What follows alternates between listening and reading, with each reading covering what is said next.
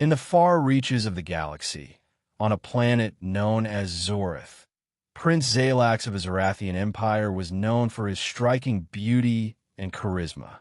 His shimmering silver skin and piercing violet eyes made him the envy of many. However, his heart was as cold as the void of space.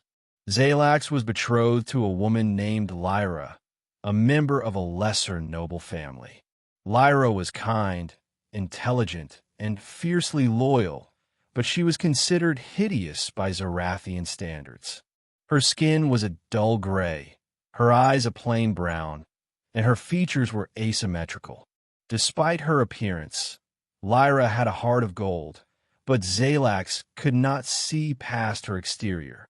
The day of their union arrived, and the grand ceremony was held in the opulent Crystal Palace of Zorith.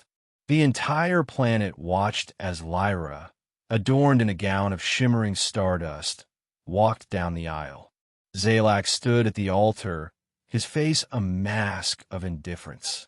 As the vows were exchanged, Lyra's heart swelled with hope that perhaps, in time, Zalax would come to love her. But as soon as the ceremony ended, Zalax's true colors emerged. "Lyra," he said coldly, "you are an embarrassment to me. I cannot bear to be seen with you. You will be exiled to the desolate moon of Cryos, where you will live out your days in solitude." Lyra's heart shattered. She pleaded with Zalax, but he was unmoved. The guards dragged her away, and she was placed on a shuttle bound for Cryos. As the shuttle descended onto the barren moon, Lyra felt a deep sense of despair. She was left with nothing but a small supply of food and water, and a communicator that only Zalax could access. Days turned into weeks, and Lyra's supplies began to dwindle. She scavenged what she could from the moon's surface, but it was not enough. She knew that she would not survive much longer. As she lay on the cold, rocky ground, she sent a final message to Zalax. "Zalax, I hope that one day you will find in your heart to forgive me for my appearance. I loved you, and I always will. Goodbye." As she closed her eyes, ready to accept her fate, a bright light appeared in the sky.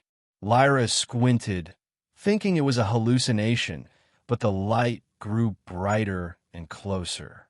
It was a ship, but not one she recognized. The ship landed nearby, and a figure emerged. It was a human, a species Lyra had only heard of in stories. The human approached her cautiously. "Are you Lyra?" he asked. Lyra nodded weakly. "Yes, who are you?" "My name is Captain Elias Grant," the human replied. "I received a distress signal from this moon. I didn't expect to find anyone here." Lyra's eyes filled with tears. "I was exiled here by my husband, Prince Zalax. He left me to die." Elias's expression darkened. "That's barbaric. No one deserves to be treated like that. Come with me. I'll take you to my ship. We'll get you out of here."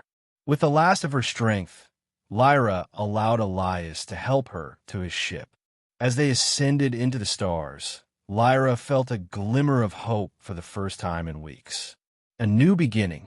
Elias's ship, the Starblade, was a marvel of human engineering. It was equipped with advanced technology that Lyra had never seen before. Elias introduced her to his crew, a diverse group of humans and aliens who welcomed her with open arms. They provided her with food, water, and medical care, and soon Lyra began to regain her strength. As they traveled through the galaxy, Lyra learned more about the humans and their way of life. She was fascinated by their compassion and ingenuity. Elias, in particular, was kind and patient with her. He listened to her story and assured her that she was safe now. One day, as they were exploring a distant planet, Elias took Lyra aside. "Lyra, I've been thinking you have a lot of potential. You're intelligent, resourceful, and you have a good heart. I think you could do great things if given the chance." Lyra looked at him, puzzled. "What do you mean?" Elias smiled. "I mean, you could join my crew. We could use someone like you. You could learn to pilot the ship, or work in the lab, or whatever you're interested in. The galaxy is full of opportunities, and I want to give you the chance to explore them. Lyra's heart swelled with gratitude. Elias, I don't know what to say. Thank you. I would be honored to join your crew. From that day forward, Lyra became a member of the Starblade crew. She threw herself into her new life, learning everything she could about the ship and its systems. She discovered a talent for navigation and quickly became one of the best pilots on the crew. She also formed close bonds with the other crew members who admired her resilience and determination. As the months passed, Lyra's confidence grew. She no longer saw herself as the ugly outcast that Zalax had made her out to be. She was a valued member of the crew, and she knew that she had a bright future ahead of her. The return to Zorith. One day, as the Starblade was passing near Zorith, Lyra received a message on her communicator. It was from Zalax. Lyra, his voice was cold and emotionless. I have heard rumors that you are alive and well. I demand that you return to Zorith immediately. You are still my wife, and you belong by my side. Lyra's heart raced. She had not thought about Zalax in months, and the thought of returning to him filled her with dread. She showed the message to Elias, who immediately became concerned. You don't have to go back, he said firmly. You're not his property. You're a free woman, and you have a life here with us. Lyra nodded, but she knew that Zalax would not give up so easily. She decided to send him a message of her own. Zalax, she said, her voice steady, I am no longer the woman you exiled. I have found a new life, and I will not return to Zorith. I am free, and I will never be your prisoner again. Zalax's response was swift and furious. You will regret this, Lyra. I will find you, and I will make you pay for your disobedience. Lyra knew that Zalax was not one to make empty threats. She discussed the situation with Elias and the crew, and they decided to take precautions. They increased the ship's security and prepared for the possibility of an attack. The final confrontation. Weeks passed, and there was no sign of Zalax. Lyra began to relax, thinking that perhaps he had given up. But one day, as the Starblade was passing through a remote sector of space, they were ambushed by a fleet of Zorathian warships.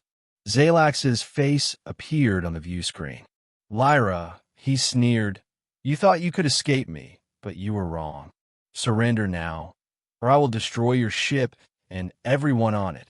Lyra's heart pounded, but she stood her ground. Zalax, I will not surrender. I'm not afraid of you anymore. You have no power over me.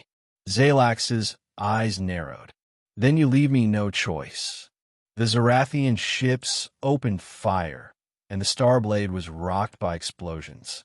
The crew scrambled to their stations, fighting back with everything they had.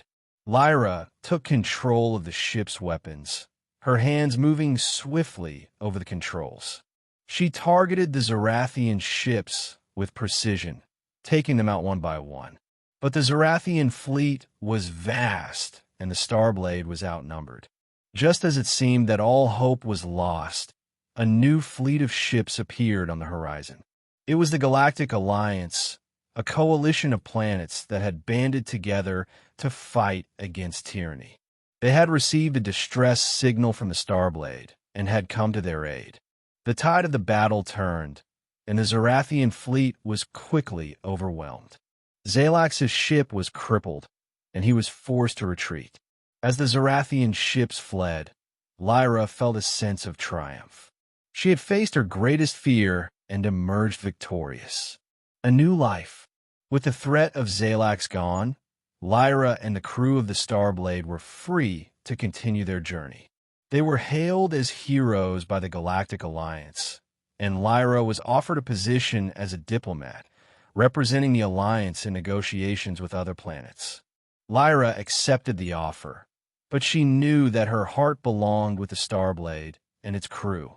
She continued to travel with them, using her new position to help those in need and to fight against injustice. As for Zalax, he was never seen or heard from again. Some said that he had been killed in the battle, while others believed that he had fled to the far reaches of the galaxy, never to return. Whatever his fate, Lyra knew that she was free of him forever. Years passed, and Lyra became a respected figure in the galaxy. She had found a new family with the crew of the Starblade, and she had found love with Elias.